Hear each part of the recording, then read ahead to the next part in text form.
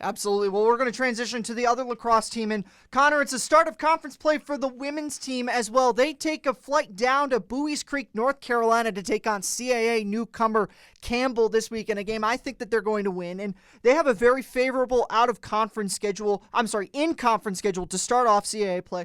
But we can't ignore how they played against UConn this past Tuesday. We were up there in Storrs, Connecticut, and it was a very well-played game for the Hofstra Pride against a quality UConn team. That's what I wanted to say. On the drive up to UConn, we did kind of forecast the women's schedule, so maybe we'll get to that, but we were so excited about how they played against a team that started out ranked number 14, and this UConn team maybe has fallen outside the top 25, but still a quality opponent right there, and the Hofstra Pride played them really tough. I mean, I thought that this was a very encouraging last week plus for Hofstra, and I was very, I thought that they played a really strong game against Fairfield. I thought Army was a step back. The Wagner game was obviously going to happen the way that it did, but I thought that they did a really good job of building off of Wagner against Marist. Marist was a team they lost to in a very winnable game last year, and they took that up to Storrs, and while they didn't win, they played very strongly. And the problem for this team this entire year has been the draw controls, and Megan Flannery was taking draws for this team at the start of the season, wasn't really working that well for her. Natalie DeMeo has stepped up and has become the primary draw taker, and Hofstra won a total of 13 draws. They ultimately lost the most important one, but they won 13. I remember we were up there, and you had been saying this, just like Chase Patterson does for the men. Natalie DeMeo is a freshman making her presence on the draw controls. When you win the draw control, you have possession of the ball.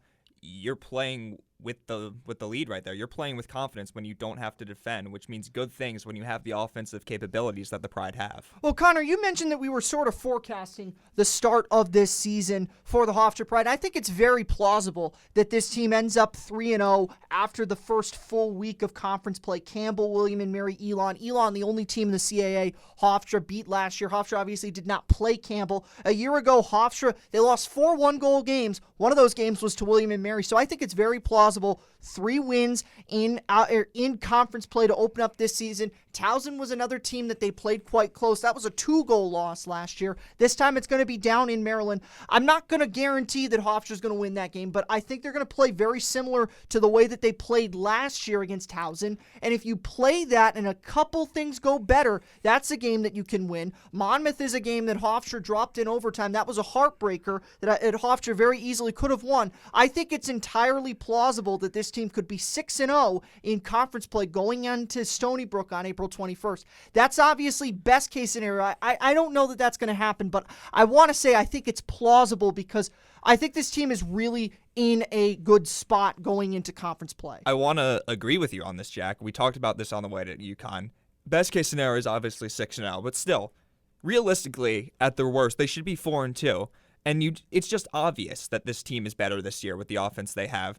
Kerry Walzer had 2 4-goal games. This team now has a national championship caliber in Melissa Scanoni, who had 5 goals against UConn the other day.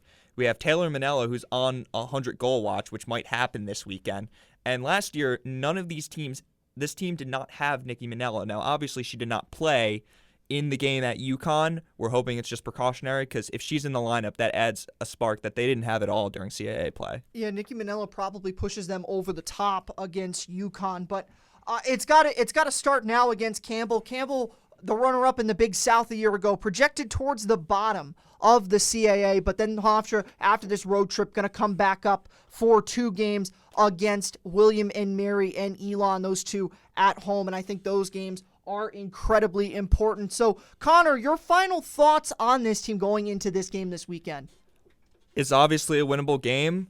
You and I were talking about, you informed me that we're on Taylor Manella 100-goal watch. She'll become the 15th player in Pride history to reach that mark, and I think it's a winnable game.